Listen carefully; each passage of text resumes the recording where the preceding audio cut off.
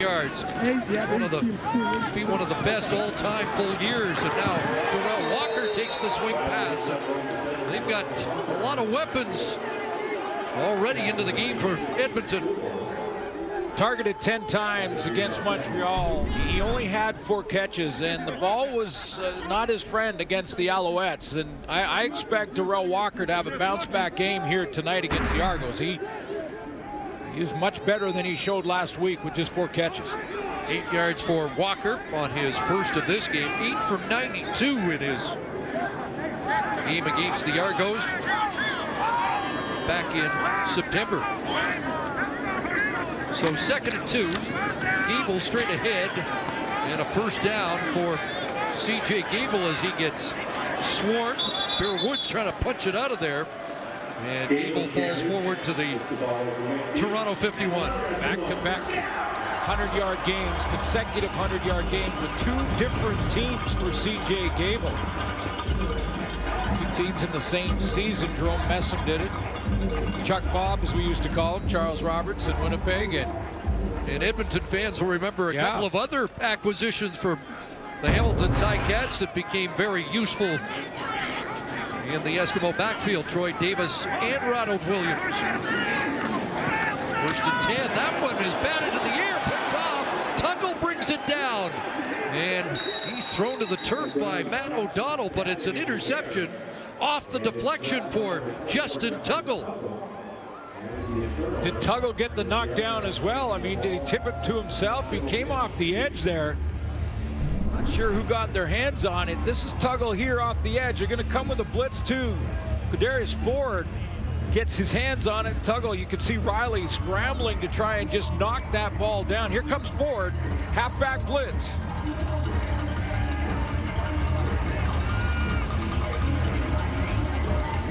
And the Argos needed a momentum changer like that.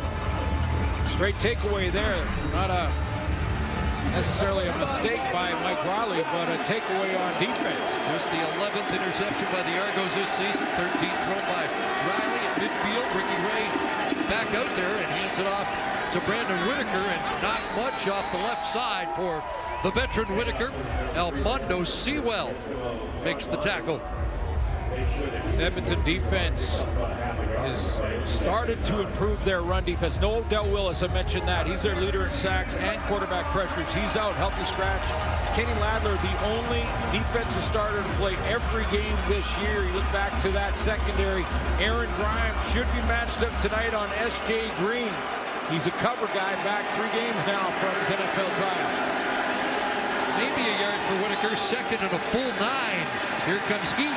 Ray gets it away. It's complete. Darmonte Edwards has the catch in front of Forrest Hightower in that defense without Odell Willis with more. Let's head to the sidelines. Here's Matthew Shinetti. Absolutely, CC. Take a look at Odell Willis, and he's healthy, and there's no other visual issues, and you wonder why he's a healthy scratch. But when you speak to defensive coordinator Mike Benavides, he talks about the plan that he and Jason Moss had set in place. Philip Hunt 3 weeks ago. Then, of course, you guys mentioned John Chick not involved last week against the Montreal Alouettes. This is a rotation, so this week it's Odell Willis's turn. They want to make sure all their defensive ends, and they feel they have an excess of them. They have a lot of talent in that position of the field. They want to make sure they're all healthy for the playoffs, guys. 13 for Edwards as the Argos move into Edmonton territory. Edwards with another catch, and he's tripped up down around the 37. Well, it's an interesting defense because it is improving. Probably their best secondary now than they've had all season for Mike Benavides. He's got Kenny Ladler, who's their playmaker in the linebacking core. They're number 1 against the pass, but they have to shore up their run defense. The last 3 weeks, the opponent has rushed for over 500 yards. I actually thought that may be one of the reasons they went with the John Chick instead of Odell Willis. There's Ray on 2nd down. Flush steps up. Edwards makes the catch and has the first down. So Armonte Edwards has been the possession receiver so far for the Argos. Another 13-yard pickup for a first down. Well, for the Argos, he's 2nd to S.J. Green in these 2nd down conversions, and is maybe one of the underrated receivers in the league. I mean, that was an end-over-end wobbler that was tipped at the line, and Edwards maintains his concentration. Catches that in front of Koshi Mwamba. For Ricky Ray, 3 completions. All 3 have gone to number 10. Edwards 15th in the league in receiving coming in. Here's Ray pumping. He dumps it off for Whitaker.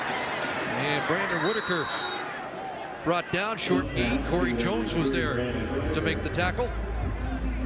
Yeah, Corey Jones in good position inside. Brandon Whitaker is going to provide great protection. One of the great blocking backs. In fact, we've got 2 tonight.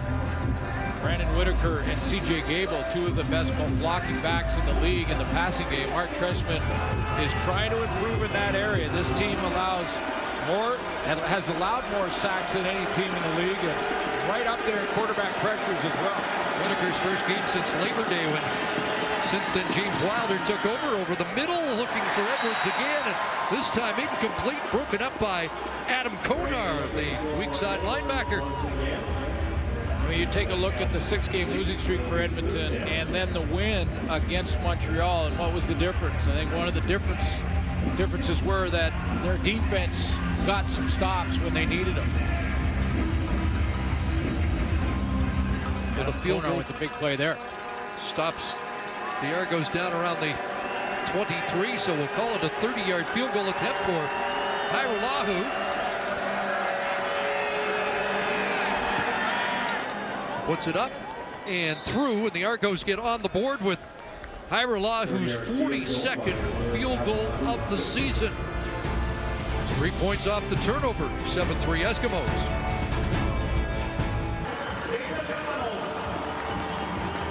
40 yards for C.J. Gable and a touchdown already, and with more on the new acquisition, here again is Matthew. Absolutely, Susie. A couple of weeks ago when C.J. Gable came into the offense, we heard from both Mike Riley and head coach Jason Moss that the fact was that Gable fumbling on his first play, they felt bad for him, but when you speak to Riley and about the meetings that Gable is in and his knowledge of the offense, the fact is Gable has an understanding of the screens and the draws and everything they have to run that they don't necessarily have to force feed him, that he doesn't have the practice time that a running back would have, spending so much time with the team and including a training camp. But with Gable here now, the one thing that Riley says is in Hamilton he was used primarily as a pass blocker. Here we want to use him as an offensive weapon, and he is seamlessly coming into our offense. He understands the nuances of what we need to do. We don't have to hammer home anything with him, and he is just such a fit right now, guys. Now over 600 yards rushing on the season for Gable. I like the fact that the last few weeks we get to talk about running backs.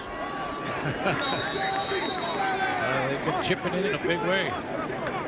That time of the year when it's an important part of the game, and Gable right back on the ground, plowing across the 40.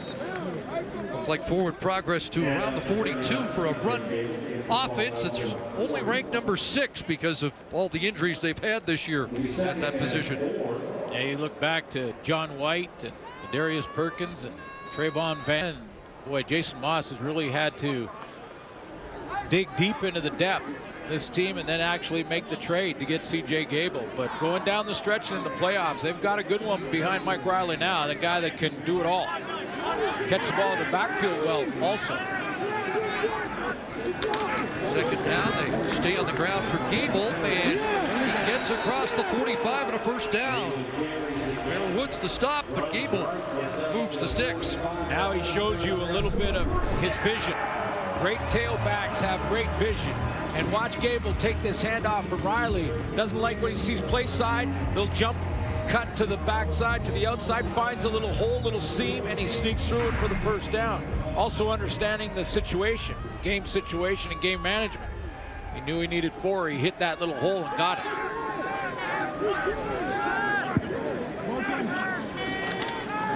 This time a fake to Gable, who he looked at in the backfield. That one almost intercepted. Pass is incomplete off the hands of Cassius Vaughn, who moves from strong side linebacker into the defensive backfield. Yeah, sorry, Chris. Yeah, Mike Riley took a hit here. Gable comes out of the backfield, and he wanted Gable, but watch how Bear Woods goes and covers down on C.J. Gable. Woods back in the lineup, sees him coming out, reads it. He takes Gable out of the backfield. Riley looked there and then had to hold the ball a split second and paid the price for it. Nice pickup and instincts from Bear Woods, their leader in the middle of that defense. 3-man rush, 2nd and 10. Riley fires. Guess who? Brandon Zylstra. And he's back into Argo territory. Another catch down to the Toronto 41. It's 22 more for Zylstra, and that will put him into the league lead. Not a big school, Concordia College. Got good size at 6'3", 220. I think what separates Brandon Zylstra from a lot of the receivers is his mental toughness. It was pouring rain, and he was the best player in the field handling the rain in Montreal with over 200 yards. Didn't bother him at all. He has tremendous mental toughness. First down at the Argo 41. Riley to the air again, going through the reads. Anybody home? Gets a block there, and on a roll, he finds Gable, the release valve. Brought down by Plummer, but it's an Eskimo first down as Riley shows his mobility and his patience. That's what Matthew talked about on the sideline with C.J. Gable and how he fits right in. He's going to come up here, check for the blitz, and then release, and he actually does a little bit of both. Gable steps up, he sees Plummer, he's going to engage Plummer, then when his quarterback starts to scramble, he finds an opening and presents a target for him. Got a big block from Colin Kelly to buy that extra second. This should be the final play of the first quarter. It's been a good one for Edmonton. Now Riley steps out of the pocket, steps up, takes off. Another first down, and down the sideline. It's a touchdown. What a run by Mike Riley.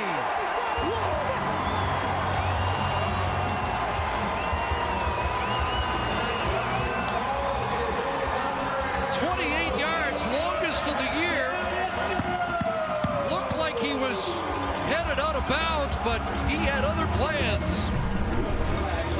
Well, here, first of all, it's a big block by C.J. Gable. He picks up the blitz coming from the Argos. Watch number 39 in the hole on Plum. Right there. He takes that block. Now it gives a little running lane to Mike Riley, and one of the great leaders in the game, leads by example, and this is one of the things that his teammates will love to watch. That fires you up on the bench, whether you're playing defense, special teams, or out there on offense with the quarterback. DB's loving that.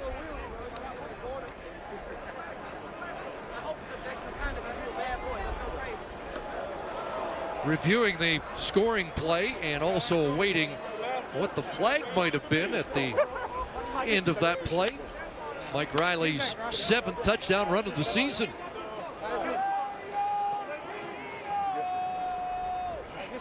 Six plays, 75 yards in just under 2.5 minutes.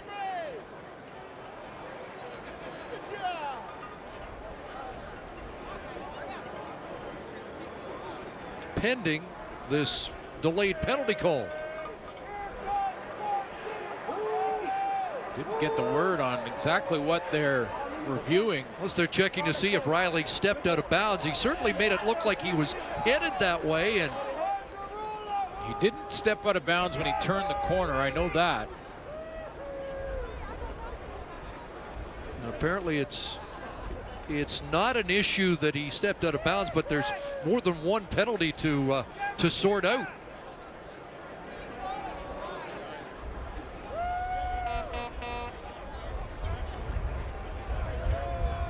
After the touchdown was scored, major foul, unnecessary roughness, Toronto number 98. That penalty will be applied on the kickoff.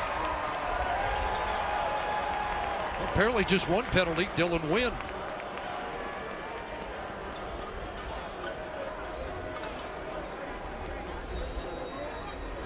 So the Eskimos line up for the convert.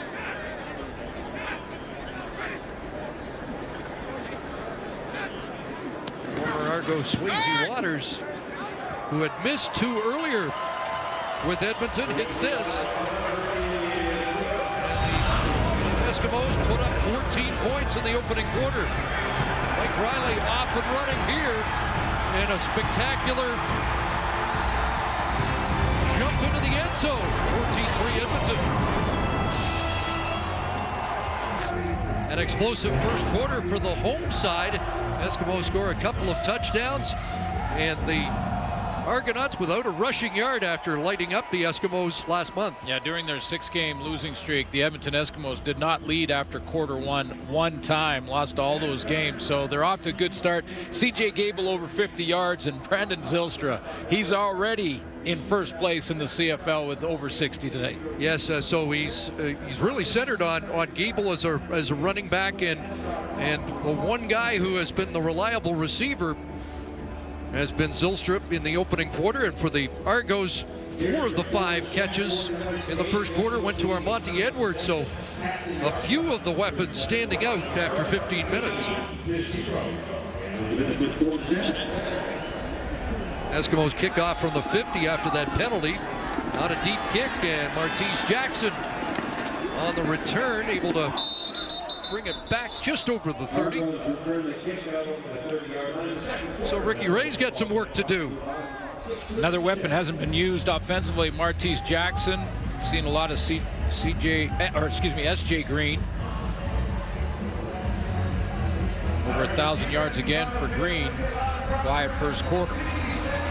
Ray with 341 and a pair of touchdowns last week against the Saskatchewan Roughriders. The Edmonton game, the only game this season with Ray at the starting quarterback spot where they rushed for more yards than they passed for. That's how big a game it was for James Wilder Jr. Fake to Whitaker and underneath again. And S.J. Green has his first catch. Ricky Ray has the weapons. S.J. Green closing in on 1,200 yards with a couple more games after this one to play. And DeVere Posey's got that great downfield speed. You want to throw the hitch screens wide, that's where Martese Jackson can be subbed in. So there's some weapons there for number 15.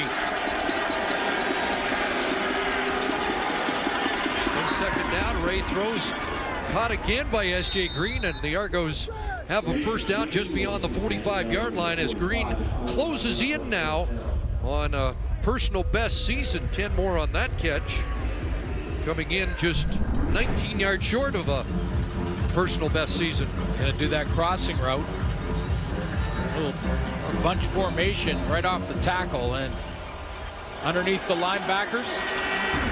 Second and manageable, which is 2nd and 5 or less, you can throw that ball. Take to Whitaker, they go the other way to Green, he's got a block, and into Edmonton territory. Ball popped loose as the whistle sounded, and it's a first down Toronto around the Eskimo 50. Well, and one way that Mark Trestman can get the run game going is this. This is essentially an extended run play to throw a little slot screen here and get his receivers involved. An extended run play, some coaches like to call it. With James Wilder out of the lineup, Brandon Whitaker could still run the football, of course, but run some of those screens to the slots. It's basically extended run plays. And center Sean McEwen leading the blocking. Look out. Brandon Whitaker runs into the wall of Aaron Grimes, who shot the gap. Run blitz to make the tackle. Well, this is not predictable defensively, because Aaron Grimes lines up outside. He's a halfback. Usually you see halfbacks go here and the defensive ends crash down. Not this time. This time Grimes goes inside, defensive end high, and that's not what Brandon Whitaker was expecting. He thought he had that hole there, and Grimes ends up right in it. Loss of 1 second and 11.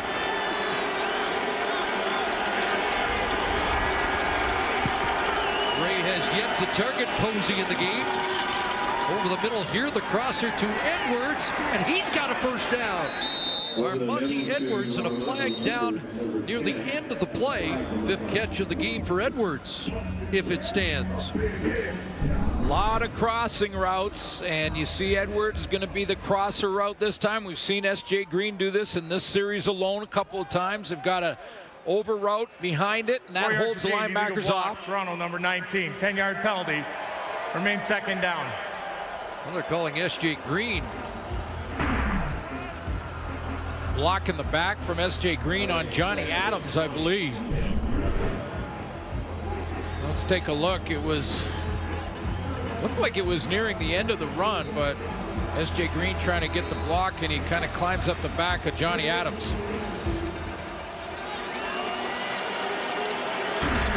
second and 21. Short drop. There's Posey. Got the catch back into Edmonton territory, back near the original line of scrimmage, but well short of the first down. And the Argos punt team will have to come on. They'll send Hairolahu out looking for the pin.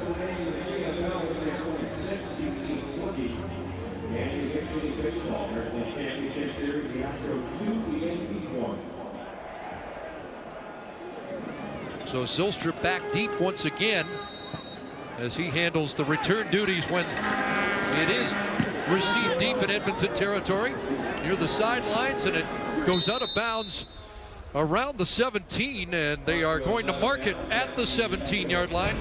Edmonton football, an 11-point Eskimo lead here, second quarter. Join us at the half of the GMC Professional Grade Playbook tonight. Henry Burris on the life of a CFL official.